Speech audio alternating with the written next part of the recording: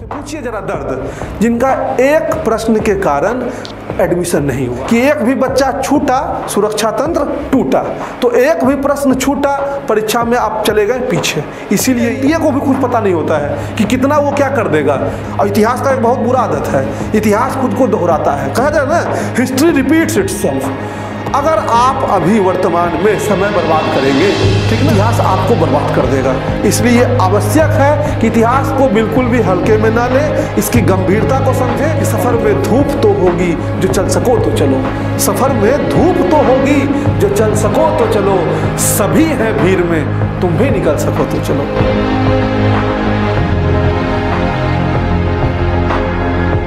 कब तक बोझ संभाला जाए, द्वंद्व कहाँ तक पाला जाए। दूध छीन बच्चों के मुख से क्यों नागों को पाला जाए।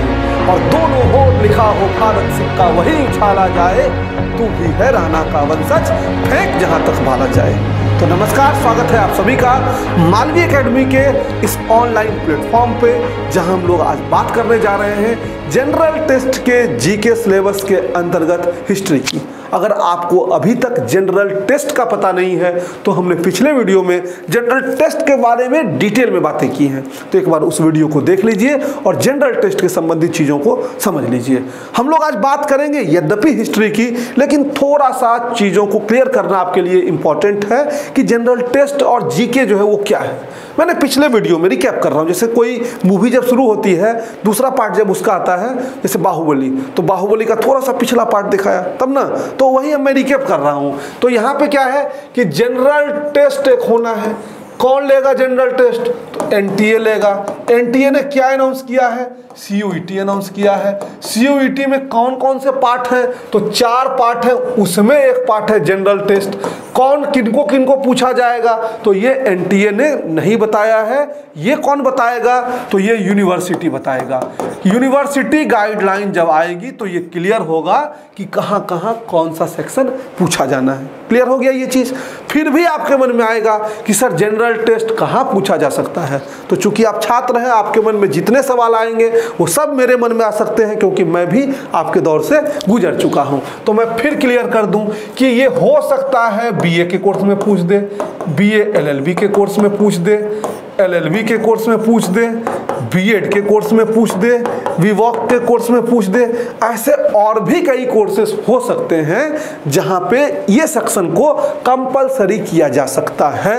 और कंपलसरी करेगा कौन? ये विश्वविद्यालय का जब यूनिवर्सिटी का गाइडलाइन आ जाएगा, उसका एलिजिबिलिटी क्राइटेरिया आ जाएगा, तब मैं आपको अलग तरीके से करके बताऊंगा चीज़ों को। ठीक, अब एलएलबी के बारे में मैं एक बात बता दूं कि एलएलबी जैसे बीएचयू की बात करें तो एलएलबी क्या है? यहाँ पे एलएलबी जो है वो यूजी के अंतर्गत रखा गया है, जबकि दिल्ली विश्वविद्यालय की बात करें तो वहाँ पीजी के अंतर्गत रखा गया है। तो अब जब फाइनल जब गाइडलाइन आ जाएगा हर विश्वविद्यालय का, तभी चीज़ें स्पष्ट होंगी। लेकिन पढ़ना क्या है ये स्पष्ट है। हो सकता है थोड़े बहुत उसमें चेंजेस हमको देखने को मिले विश्वविद्यालय के, अलग अलग विश्वविद्यालयों के हिसाब से, लेकिन अगर आपको अनेक विश्वविद्यालयों के लिए एलिजिबल होना है तो फिर एक जो रफ सिलेबस है वो हमारा क्लियर है। ठीक ना?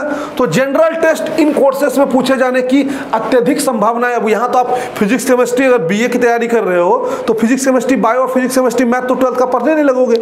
आप ऐसे सब्जेक्ट्स पढ़ोगे जो प्रीवियस ईयर्स में पूछे गए हैं। ठीक ना? अब मैं आपको बात करने जा रहा हूँ, किसकी बात करने जा रहा हूँ? जीके सेक्शन की।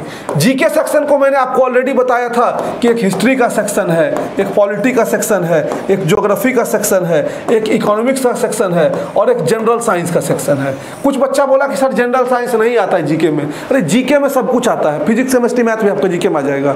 जीके शब्द एक ऐसा शब्द है जो माया जाल है। इस माया जाल में आप जितना अंदर जाएंगे फंसते जाएंगे, इसका कोई अंत नहीं है। लेकिन अब हम पूरा तो नहीं कर सकते कि यहाँ 800 लेक्चर कर लें, लेकिन जितनी चीजें संभव है उतनी चीजें हम लोग अपनी इनसे करने का प्रयास करेंगे। जनरल टेस्ट के अंतर्गत 75 क्वेश्चन पूछे जाने हैं, 60 आपको करने हैं। अब इस 60 में आप किसको चुनेंगे ये तो आप पे डिपेंड करेगा, लेकिन 75 में किस सब्जेक्ट से क्या होगा ये भी एनटीए ने क्लियर नहीं किया है। हो सकता है कि जीके से आपका 30 प्रश्न दे दे, हो सकता है कि जीके से आपका 10 ही प्रश्न दे, हो सकता है कि आपको 40 प्रश्न दे दे। ऐसी स्थिति में जैसा प्रश्न होगा उसी प्रकार से अन्य जगह पे आपको डिवीजन देखने को मिलेगा। अब यहाँ भी ये क्लियर नहीं कि हिस्ट्री कितना, पॉलिटिक्स कितना, ज्योग्राफी कितना, या यही सेम टू सेम दे दे, ये भी कोई नहीं कह सकता है। तो लेकिन हम फिर भी मान के चलते हैं कि अलग अलग परीक्षा पैटर्नों के आधार पर कम से कम 5-6 प्रश्न जो है वो यहाँ से देने ही चाहिए। और 5-6 प्रश्न का वेटेज जो है वो कम नहीं होता है। जब आप एग्जाम दे के आएंगे और उन बच्चों से पूछिए जरा दर्द, जिनका एक प्रश्न के कारण एडमिशन नहीं हुआ। एक प्रश्न तो छोड़ दीजिए, एक प्रश्न में तो 4 मार्क्स मिलते हैं एनटीए के द्वारा, एक मार्क्स के कारण एडमिशन नहीं हुआ, तो दर्द उस समय होता है। कहा भी जाता है, वो एक एडवर्टीजमेंट आता था ना कि एक भी बच्चा छूटा सुरक्षा तंत्र टूटा। तो एक भी प्रश्न छूटा, परीक्षा में आप चले गए पीछे। इसीलिए ये आवश्यक है कि हर सेक्शन को उतनी ही बारीकी से, उतने ही गंभीरता से आप इसका अध्ययन करें। ठीक, तो हम आज बात करेंगे हिस्ट्री सेक्शन की। बेसिक जनरल चीजें आपको क्लियर जो है अभी तक सब कुछ हो गई होगी। अब कई बार आप लोगों के मन में क्या आता है कि सर हिस्ट्री जो है कितना पढ़ना है। तो पहले तो मैं ये बताता हूँ कि हिस्ट्री 2 है। एक हिस्ट्री जो कि जनरल टेस्ट के अंतर्गत पढ़ा जाएगा, और दूसरा हिस्ट्री जो कि डोमेन स्पेसिफिक में पढ़ा जाएगा। दूसरा हिस्ट्री क्या होगा? डोमेन हिस्ट्री में पढ़ा जाएगा। डोमेन वाले में 12th एनसीईआरटी होगा। क्या होगा? 12th एनसीईआरटी होगा। जबकि जो जनरल टेस्ट का हिस्ट्री है ये वास्ट है, ठीक है, ये ज़्यादा वास्ट है। यहाँ क्वेश्चंस जो है वो ज़्यादा आएंगे, 50 आएंगे और आपको 40 करना होगा। जबकि यहाँ नंबर ऑफ क्वेश्चंस जो है वो फिक्स नहीं है कि क्या आएगा। ठीक, लेकिन फिर भी हमको अपनी इनसे चीज़ें कंप्लीट करनी है। मैं आपका एक एक डाउट वो क्लियर करते हुए आगे बढ़ रहा हूँ। आपके मन में किंचित भी, थोड़ा सा भी संदेह मात्र भी नहीं होना चाहिए कि मैं क्या करने जा रहा हूँ। इसीलिए मैं आपको हर बात बहुत ही बारीकी से, सुस्पष्टता से बताता हूँ। कोई लाग लपेट नहीं, जो चीज़ें हैं आपके सामने है। मैं ये नहीं कहूँगा कि यहाँ से 16 प्रश्न आ जाएगा एकदम रट लो, ऐसा नहीं कह सकता है। कोई नहीं कह सकता है। जो कह रहा है मूर्ख है, सिंपल एकदम स्पष्ट। क्योंकि एनटीए को भी कुछ पता नहीं होता है कि कितना वो क्या कर देगा। कई बार एनटीए एक दिन पहले एडमिट कार्ड जारी किया है, तो इसीलिए हमको एनटीए पे कोई भरोसा नहीं है। और इसके पुराने पैटर्न को देखेंगे तो आपको भी भरोसा नहीं होगा। ठीक ना? अब ये वास्ट सेक्शन है, सेक्शन तो जरूर वास्ट है, लेकिन अब ये हमारी जिम्मेदारी आ गई, हमारे कंधों पे ये जिम्मेदारी आ गई कि इसको आपको शॉर्ट करके हम आपको पढ़ाएं। कितना भी लेकिन शॉर्ट करेंगे तो शॉर्ट करने का भी एक दायरा होता है। लेकिन हम इसको 2 तरीके से शॉर्ट करेंगे। ऐप पे अपने बच्चों को जब मैं ये पढ़ाऊंगा तो हिस्ट्री जो है पहले 2019 से, अच्छा एक चीज़ जानते हैं, जब से हम इस जगत में आए हैं एडुकेशन वाले फील्ड में, हमको हमेशा संघर्ष करना पड़ा है। मैं 19 में पढ़ाता था तो उसके पहले बीएचयू का अलग सिलेबस था, तो इसने सिलेबस जो चेंज कर दिया अचानक। 20 में फिर ये सिलेबस चेंज कर दिया, 21 में फिर ये कुछ उठपटांग कर दिया, 22 में जो है हमारे सामने अब एनटीए आ गया है। तो हमने हमेशा जो अपने आप को लगातार संघर्ष कराया, और इस संघर्ष में हुआ ये कि हमारा जो पोर्शन है ना वो हम निखरने लगा। क्यों? क्योंकि संघर्ष करेंगे भाई, बार बार चीज़ों को जो है ध्यान देंगे तो ऑब्वियस सी बात है किसी भी चीज़ में क्या आ जाएगी, पारंगता आ जाएगी। हम जो उसमें कॉन्फिडेंट होते चले जाएंगे। तो हिस्ट्री हमारे लिए क्या हो गया, हिस्ट्री हमारा जो है ऐसे दिनचर्या की चीज़ें हो गई। तो हिस्ट्री 3 पार्ट में डिवाइडेड ये हमारा है। एक है एंशिएंट, एक है मेडिवल और तीसरा है मॉडर्न। ठीक है, तीनों पार्ट हम पढ़ेंगे। यहाँ की हम अगर बात करें तो यहाँ कोई डिवीजन वाइज हम नहीं पढ़ेंगे, यहाँ चैप्टर वाइज पढ़ेंगे। ठीक, यहाँ किसके वाइज पढ़ेंगे? Chapter wise. आज हम किसके सिलेबस की बात करने जा रहे हैं? आज हम जनरल टेस्ट के अंतर्गत हिस्ट्री के सिलेबस की बात करने जा रहे हैं। इसके अंतर्गत आपको इकोनॉमिक्स का भी सिलेबस मिल जाएगा, इसके अंतर्गत पॉलिटिकल साइंस का भी सिलेबस मिलेगा। ऐप पे पॉलिटिकल साइंस की क्लासेस हो चुकी हैं, और इसके अंतर्गत आपको ज्योग्राफी का भी सिलेबस मिलेगा, जनरल साइंस का भी सिलेबस इसका मिल जाएगा आपको। ठीक है, तो ये 5 पोर्शन आपको करना ही पड़ेगा। इसके अलावा करंट अफेयर करना पड़ेगा। तो करंट अफेयर तो मैं डेली बेसिस पर आपको पढ़ाऊंगा ही, और एक ही बार में मैं समझ भी उसको करूंगा। ठीक, इसके अलावा इस जनरल टेस्ट में रीजनिंग और मैथ के क्वेश्चन भी आएंगे। तो अब ये आप पे जिम्मेदारी बनेगी उस समय एग्जामिनेशन हॉल में कि 75 में हमको कौन कौन सा करना है। लेकिन आप तैयारी 75 की करके जाइए ताकि आपसे कोई चूक ना होने पाए। अब जब हम हिस्ट्री की बात करते हैं तो कई बार हिस्ट्री लगता है लोगों को, अरे ये तो बहुत बोरिंग सब्जेक्ट है, इसको हम कैसे पढ़ेंगे। इतिहास से ज़्यादा मज़ेदार कुछ नहीं है। और इतिहास का एक बहुत बुरा आदत है, इतिहास खुद को दोहराता है। कहा जाए ना, हिस्ट्री रिपीट्स इटसेल्फ। अगर आप अभी वर्तमान में समय बर्बाद करेंगे, ठीक ना, तो इतिहास में क्या आप कर रहे हैं, यानी कि जब परसों सोचेंगे कि आपने कल क्या किया था, तो परसों जब सोचेंगे कल क्या किया था तो समय बर्बाद किया था, तो वो इतिहास में आपने क्या किया था, समय बर्बाद किया था, तो इतिहास आपको बर्बाद कर देगा। इसलिए आवश्यक है कि इतिहास को बिल्कुल भी हल्के में ना ले, इसकी गंभीरता को समझें। और इतिहास आपको सिखाता है कि आपको जो है कैसे अपने आप को ऊपर ले जाना है। इसीलिए यह आवश्यक है कि आप हर एक विषय पे उतनी ही गंभीरता से चिंतन करें। और जैसा आपने स्कूल में पढ़ा होगा हिस्ट्री, मैं बिल्कुल उस तरह की हिस्ट्री आपको नहीं पढ़ाऊंगा। मैं आपको चीज़ें समझाऊंगा, बिल्कुल भी रटवाऊंगा नहीं कि ये डेट रट लो, ये राजा का नाम रट लो, ये रानी का नाम रट लो, ये रानी का नौकर का नाम रट लो। ये सब टाइप का घटना हमारे साथ नहीं होगा। हम एक आपका पैटर्न बिल्ड करेंगे और उस पैटर्न के आधार पर हिस्ट्री क्लियर करेंगे। जैसे कि अभी हमने कहा कि अपना इतिहास जो है वो 3 पार्ट में डिवाइडेड है। कहा ना बाबू कि प्राचीन भारत जिसको कि एंशिएंट कहते हैं, दूसरा हमारा जो है वह है मेडिवल जिसको कि हम लोग मध्यकालीन कहते हैं, और तीसरा हमारा जो है वह है मॉडर्न जिसको कि हम लोग आधुनिक कहते हैं। तो अब ये डिवीजन तो आपको बता दिया जाता है, लेकिन क्या इस डिवीजन के बारे में ये बताया जाता है कि क्यों ये डिवीजन है? अरे कुछ कारण होगा तब ना इसको इसे बांट दिए। क्या हमारे मन में आ जाएगा अचानक कि एंशिएंट कह देंगे, मेडिवल कह देंगे, मॉडर्न कह देंगे? या घर द्वार है कि अरे पड़ोसी का घर ये दीवार के उधर मेरा घर, ये दीवार के उधर, ऐसा कुछ है? कहीं रेखा है? जैसे ग्लोब पे जब पढ़ते हो तो ग्लोब के बारे में बताया जाता है इक्वेटर है, ये ट्रॉपिक ऑफ कैंसर, ये ट्रॉपिक ऑफ कैप्रिकॉर्न है। तो बांटने का कोई आधार है क्या? ऐसे मन में आ गया वहां हम लोग जाकर लाइन खींचे चले हैं? नहीं है ना ऐसा। तो ऐसे इसमें भी है। प्राचीन हिस्ट्री का एक पैटर्न है, ठीक है। पैटर्न अगर आप समझ जाएंगे, सबसे पहले इतिहास है क्या? आप अपने बारे में, अपने पास्ट के बारे में जो पढ़ते हैं वही इतिहास, और कुछ नहीं है। History is an unending dialogue between present and past. वर्तमान और भूत के बीच चलने वाला एक सतत प्रक्रिया है जो कभी समाप्त नहीं होगा। इसीलिए इतिहास को कोई समाप्त कर नहीं सकता है, इसलिए आपको देखना पड़ेगा। अब देखिए पैटर्न क्या होता है। जैसे मान लीजिए हमने ये एक बनाया, ठीक है, अब इसमें ये किया और इसमें ये किया, तो एक इसका ये क्या है, ट्रायंगल का एक पैटर्न हो गया। ये हमने एक गोला बनाया, हमने एक गोला बनाया, तो ये हमारा एक पैटर्न हो गया। पैटर्न को समझ रहे हैं? इसका मतलब तात्पर्य समझ रहे हैं कि एक जैसा दिखे उसको हम लोग क्या कहते हैं, सामान्य तौर पे पैटर्न कहते हैं। तो यही पैटर्न हमको यहाँ भी देखने को मिलेगा। जब हम अपने राजा, हिंदुस्तानी जो राजा थे पहले, उसके बारे में जब पढ़ेंगे, जो खास करके हिंदू राजा थे, चूंकि यहाँ पे हिंदुओं की बाहुलता थी, तो हिंदू राजा के बारे में जब पढ़ेंगे हम, तो हम यहाँ देखेंगे ये हमारा एंशिएंट का पार्ट हो जाएगा, जिसमें कि हम लोग चंद्रगुप्त के बारे में देखेंगे। हम लोग जो है थोड़ा सा रिलीजियस अगर बात करें तो महात्मा बुद्ध के बारे में देखेंगे, जैन के बारे में देखेंगे, हम गुप्त के बारे में देखेंगे। तो इन सब की बात किसमें होगी? इन सब की बात होगी हमारी एंशिएंट में। मेडिवल जब मुसलमानों का आक्रमण होगा, जब मुसलमानों का आक्रमण होगा तो दिल्ली सल्तनत मुख्य रूप से, और मुगल काल, इसको देखेंगे। फिर तीसरा जब यूरोपीय आगमन होगा, जब जो है फॉरेन जो यूरोपियंस जब जो है वो आएंगे, जैसे कि अंग्रेज आ जाएंगे, डच आ जाएंगे, फ्रांसीसी आ जाएंगे, तो ये पैटर्न जो हमको देखने को मिलेगा, इस तरह के घटनाक्रम, वो हमको आधुनिक काल में देखने को मिलेगा। 1950 तक जो है हम लाके इसको छोड़ेंगे, ठीक ना। उसके पास जो है, उसके बाद जो वो एक अलग इतिहास है। तो 1950 तक हम शुरुआत कहाँ से करेंगे? शुरुआत करेंगे प्राचीन में। प्राचीन में भी एक टॉपिक है जिसको इंडस वैली सिविलाइजेशन कहते हैं। वैसे इतिहास वहाँ से भी पुराना है, लेकिन हम लोग इंडस वैली से शुरुआत करेंगे, क्योंकि एग्जाम में वहीं से प्रश्नों के भी पूछे जाने की संभावनाएं ज़्यादा होती हैं, और वहीं से सामान्य तौर पे एग्जामों में प्रश्न को उठाया जाता है। तो हम लोग वहाँ से अपने शुरुआत करेंगे और इसको लास्ट तक आपको कहाँ तक छोड़ देंगे लाके? भारत जब गणतंत्र हो जाएगा तो भारत के गणतंत्र तक आपको लाके हम छोड़ेंगे।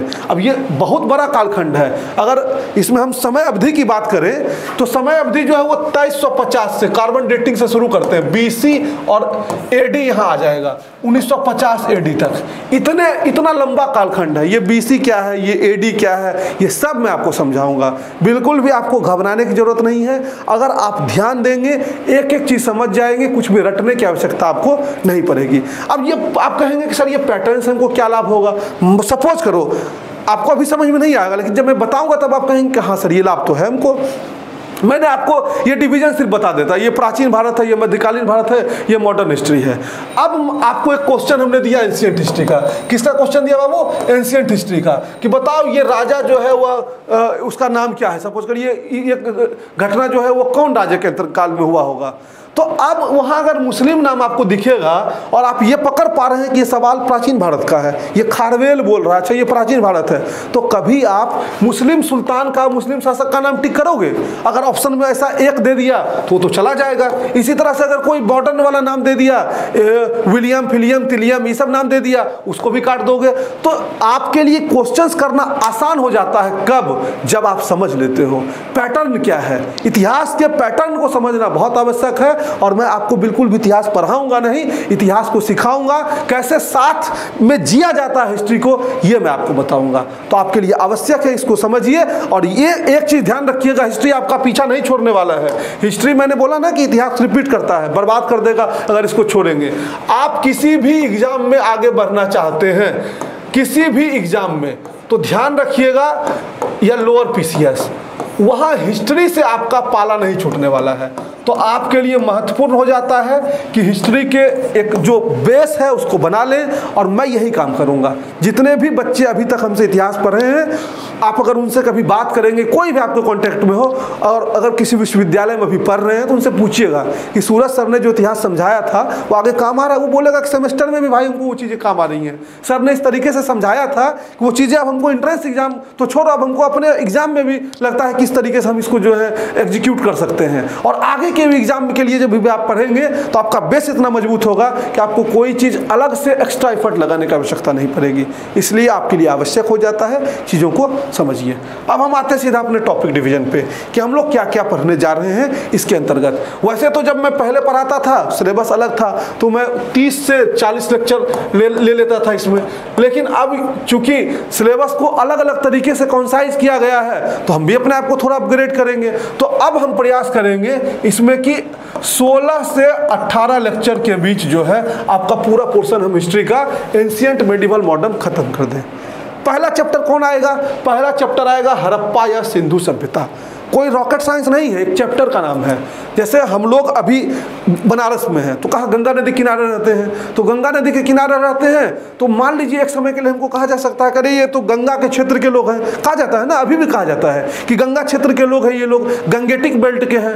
तो सिंधु के नदी के किनारे रहते थे, ठीक है, सिंधु नदी के किनारे वो लोग रहते थे, इसीलिए उसको कहा गया सिंधु सभ्यता। और सबसे पहले खुदाई जो है, अब किसी भी पुरानी घटना के बारे में जानना है, जैसे मान लो आपके घर में कोई काम हो रहा है, घर बन रहा है, तो घर बनने के क्रम में जो खुदाई होने लगी, तो उसमें आपको चूड़ी मिलने लगा, उसमें आपको जो है गहना मिलने लगा, तो आपके अंदर एक उत्सुकता आएगी ना कि भाई चूड़ी गहना ये यहाँ कोई लोग रहते होंगे। तो वैसे ही एक बार रेल ट्रैक बन रहा था, उत्सुकता आई, उसमें मिलने लगा सामान खुदाई में, तो कहा क्या है भाई, ईटा यहाँ इतना इतना मिल रहा है, तो सोचा गया कि भाई यहाँ कोई लोग रहते होंगे। तो ढूंढ के पता लगाया गया, तो पता चला कि वहाँ एक सभ्यता थी, सिविलाइजेशन था, जो कि पहले कभी रहता होगा, बाद में बर्बाद हो गया। तो उसका नाम था सिंधु सभ्यता।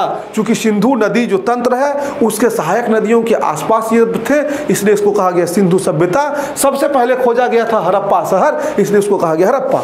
अब ये पूरा चैप्टर हम आपको नहीं पढ़ाने चले जाएंगे, एक बेसिक बना देंगे ताकि आप आगे भी पढ़ना चाहें उसको पढ़ लें। साथ ही एग्जाम पॉइंट ऑफ व्यू से, जैसे कि पूछ लेगा कि कौन सा शहर किस नदी के किनारे बसा है, किस शहर से हमको क्या अवशेष मिला है, तो ये सारी चीज़ों को मैं उस समय फोकस करते हुए आपको चैप्टर कंप्लीट कराऊंगा। बिल्कुल भी ऐसी कोई बात नहीं बताऊंगा जो आपके एग्जाम के पॉइंट ऑफ व्यू से इंपॉर्टेंट ना हो। दूसरा हमारा वैदिक संस्कृति आएगी। हड़प्पा सभ्यता का पतन हो गया, हड़प्पा सभ्यता के पतन के बाद जो है एक नवीन संस्कृति का उदय हुआ। जैसे आपका पुराना घर टूट गया तो उसके बाद नया घर बनाओगे, तो वैसे ही जो है एक सभ्यता समाप्त हुई तो दूसरी सभ्यता आ गई। तो पहला सभ्यता चूंकि सिंधु नदी के किनारे के आसपास था तो उसको सिंधु सभ्यता कह दिया गया। इसमें वेदों की रचना मानी जाती है, वेदों की रचना का कालखंड माना जाता है, तो कहा गया कि वैदिक संस्कृति है। इसी में जो है ऋग्वेद, यजुर्वेद, अथर्ववेद, जितने भी आपके वेद हैं उनका माना जाता है कि ईश्वर ने रचना किया, कोई इंसान वेदों को नहीं लिखा है। ठीक, तो वेद का वैदिक काल देखेंगे उसमें 2 पीरियड देखेंगे, ऋग वैदिक काल, उत्तर वैदिक काल क्या है। यह घटनाक्रम आपका जो है वो 2350 BC से शुरू होता है कार्बन डेटिंग के हिसाब से। अब दो टर्म आपको आएगा हिस्ट्री में, एक आएगा BC, दूसरा आएगा AD। ये भी हम आपको क्लियर करेंगे, इंटीजर के फॉर्मेट में क्लियर कर देंगे कि 0 मान लो ये 1 ईस्वी है, ये ईसा मसीह का जन्म वर्ष है, उसके पहले की चीजों को जो है BC कहते हैं, तो ये माइनस में चलेगा, -1, -2, -3, -4, -5। और ये ईसा मसीह के जन्म के बाद का है तो 1, 2, 3, 4, 5 इस तरीके से चलेगा। तो मैं जब चीज़ें और जब हिस्ट्री के बेसिक्स को पढ़ाऊंगा तो उसमें ये क्लियर करूंगा, ठीक ना। इसके बाद हम लोगों का महाजनपद काल आएगा। इसमें क्या होता है कि संस्कृति जो है थोड़ी डेवलप हो गई। अब जो है आपस में लोग जैसे गांव में रहते हो, तो गांव में रहते रहते जो है कोई मान लीजिए आपके यहाँ फैक्ट्री लग गई, तो वो गांव कैसे होता है, शहर के रूप में विकसित होने लगता है। या नवीन उस समय खोज होने लगा, लोहा मिल गया, तो लोहा से जो है एग्रीकल्चर बढ़ गया, यानी कृषि कार्य जो है वो बढ़ गया। कृषि कार्य बढ़ गया तो लोग पहले जो घुमत्तू जीवन जीते थे, अलग अलग जगहों पे जाते थे, खाने के लिए जाना होता था, अब वो जाना बंद कर दिए और उन्होंने जो है शहरों को बसाना शुरू कर दिया। उसी में आपका मगध, काशी, वज्जी, इन सब का उद्भव होता है। अब यहाँ हम आपको पूरा उसकी कहानी नहीं बताएंगे, यहाँ किसकी राजधानी क्या है, बस आपके लिए ये इंपॉर्टेंट है, इसको बता के निकलूंगा मैं। फिर हम धार्मिक आंदोलन को देखेंगे, रिलीजियस मूवमेंट के बारे में। चूंकि प्राचीन समय में कर्म कांडों की प्रमुखता बढ़ती चली जा रही थी, तो उस समय मुख्य रूप से 2 धर्मों का उदय हो जाता है। धर्म पहले से थे जैन धर्म, लेकिन उस समय वो ज्यादा प्रचलित हुआ, और एक नवीन धर्म का उदय होता है बौद्ध धर्म, महात्मा बुद्ध के नेतृत्व में। तो इन दोनों धर्मों के बारे में बताएंगे। महात्मा बुद्ध से संबंधित जो घटनाएं हैं, महापरिनिर्वाण क्या है, धर्म चक्र परिवर्तन क्या है, इसके बारे में बताएंगे। दिगंबर क्या है, श्वेतांबर क्या है जैन में, इसके बारे में बताएंगे। हीनयान क्या होता है, महायान क्या होता है, इसके बारे में हम आपको बताएंगे। तो चीजों को हम कॉन्साइज में आपको बताते चलेंगे जब हम ऐप पे आएंगे क्लास लेके तब। फिर हम आएंगे मौर्यन पीरियड में। अब क्या हो गया, महाजनपद काल था यहाँ पे, महाजनपद काल के बाद और राजा जो है वो बड़ा होने लगा, तो फिर चंद्रगुप्त मौर्य जो है एक शासक के रूप में आता है। आपने वो सीरियल देखा ही होगा कि चंद्रगुप्त चाणक्य जब जो है जाते हैं दरबार में, उसका वो दरबार था, नाम मैं भूल रहा हूँ, याद आ जाएगा बताते बताते। तो उसका घनानंद, तो घनानंद के जब दरबार में चाणक्य गए, तो चाणक्य का जब उपहास उड़ाया गया, तो चाणक्य ने अपनी चुटिया खोलते हुए कहा कि मूर्ख घनानंद,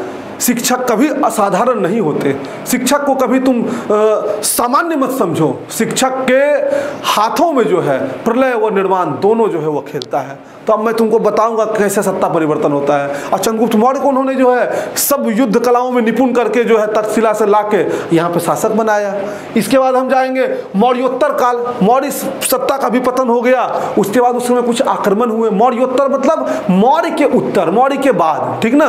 तो मौर्यों के बाद कुषाणों वगैरह का आगमन होने लगा, शकों का, पल्लवों का। इनके बारे में थोड़ा थोड़ा 2-4-5 लाइन देखेंगे, बहुत ज्यादा डीप नहीं देखेंगे। अब इस काल से एक इंपॉर्टेंट क्वेश्चन सोनों के सिक्कों के लेके आता है, गोल्डन कॉइन्स को लेके। अब वहां पूछेगा सबसे पहले सोने का सिक्का किसने चलाया, तो हम उसी समय आपका ये कॉन्सेप्ट क्लियर कर देंगे कि सबसे पहले सोने का सिक्का हिंद यवन ने चलाया, सबसे ज्यादा सोने का सिक्का गुप्तों ने चलाया, सबसे शुद्ध सोने का सिक्का कुषाणों ने चलाया। तो जब सोने के सिक्के की बात करेंगे तो जितने भी पहलू उससे रिलेटेड होंगे वो हम आपका एक ही जगह क्लियर कर देंगे, ताकि एग्जाम में नो कंफ्यूजन का कोई द्वार ही ना रहे।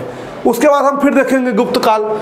मौर्य काल के बाद जो इंपॉर्टेंट अगला जो आता है भारत में दूसरा इंपॉर्टेंट शासक, वो आता है गुप्तों का राज। तो गुप्त काल के बारे में देखेंगे। फिर हम देखेंगे संगम काल, क्योंकि जो इसमें यूनिवर्सिटीज हैं आपके ऑल ओवर इंडिया की हैं, तो साउथ इंडियन हिस्ट्री को भी अब नहीं नकारा जा सकता है, क्योंकि उधर के बच्चों का भी ध्यान रखा जाएगा। तो साउथ के जो संगम काल है उसको भी थोड़ा सा हम जो है एक देख लेंगे। कि उसके बाद फिर हम देखेंगे गुप्त उत्तर काल, यानी गुप्तों के बाद का काल, जिसमें कि वर्धन वंश, हर्ष वगैरह का जो है उद्भव होगा। तो इसको देख लेंगे, हर्ष को देखेंगे, पाल को देखेंगे, सेन को, और 2-4-5 लाइन देखेंगे, ज्यादा नहीं देखेंगे, ठीक ना।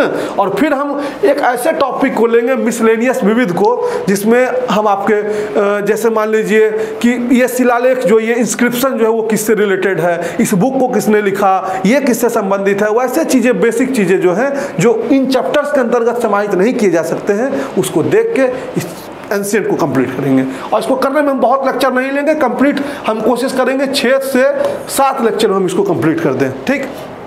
इसके बाद जो है फिर अरबों का आक्रमण होगा, मुसलमानों का आक्रमण भारत में शुरुआत हो जाएगा। मुख्य रूप से यहाँ पे दिल्ली सल्तनत और मुगल काल आता है, लेकिन थोड़ा बहुत हम लोग जो है दिल्ली सल्तनत के पांचों जो राजवंश उसके बारे में देखते हुए और मुगलों को देखते हुए थोड़ा सा विजयनगर, गोलकुंडा, बहमनी, इन सब के बारे में भी 2-4-5 लाइन देख लेंगे। और एक भक्ति और सूफी आंदोलन होता है, जैसे कि उधर रिलीजियस मूवमेंट हुआ था, एंशिएंट में कर्मकांड बढ़ गया था, तो यहाँ भी जो है जब समाज में नकारात्मकता बढ़ने लगी तो यहाँ भी फिर साधुओं का उद्भव हुआ, साधु संतों का। तो जो हिंदू धर्म में सुधार हुआ उसको भक्ति आंदोलन कहा गया, और जो मुस्लिम में सुधार हुआ उसको सूफीज़म कहा गया। तो इसको देखेंगे। फिर हम जो है मराठा राज्य के बारे में देख लेंगे। वैसे मराठा कई लोग मॉडर्न में भी पढ़ाते हैं, तो मराठा ऐसा है कि दोनों जगह पढ़ाया जा सकता है, तो हम आपको मेडिवल में ही उसको पढ़ा देंगे। पिछले साल हमने भी उसको मॉडर्न में पढ़ाया था। तो मराठा राज्य के बारे में देख लेंगे, और फिर जो टॉपिक्स इनके अंतर्गत नहीं आएंगे एक मिसलेनियस फॉर्मेट में उसको भी देख के कंप्लीट कर देंगे कि फलाना मीनार किसने बनाया, फलाना किताब किसने लिखा, फलाने की जीवनी क्या है, ये सब हम उसमें कंप्लीट करेंगे। और फिर यूरोपियों का आगमन हो जाएगा, फ्रांसीसी, डच, अंग्रेज सब भारत आना शुरू करेंगे। ईस्ट इंडिया कंपनी आएगी, भारत पे जो है वो कब्जा करने का प्रयास करेगी और सफल भी हो जाएगी। तो यहाँ यूरोपियों का आगमन देख लेंगे।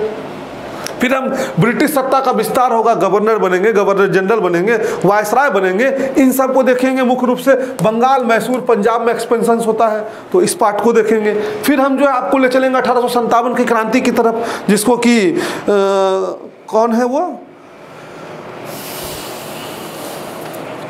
Cellular jail.